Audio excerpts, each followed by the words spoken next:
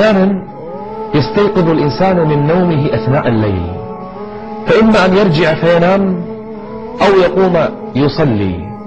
هذه اللحظة التي نستيقظ فيها من نومنا ليلا فنرجع فننام نضيعها، ولو علمنا ما فيها من الفضل إذا ذكرنا الله لما تركناه.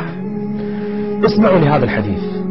يقول صلى الله عليه وسلم: من تعار من الليل، قام من نومه ليلا أراد أن يرجع فينام، لكنه ذكر الله فقال: لا إله إلا الله وحده لا شريك له، له الملك وله الحمد وهو على كل شيء قدير.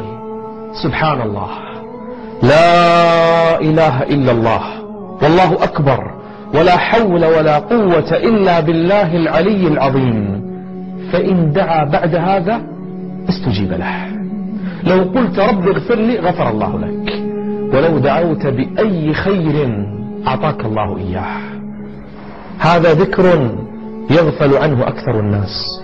فإن قمت وصليت في ليلك قبل الله منك الصلاة لو ذكرت هذا الذكر.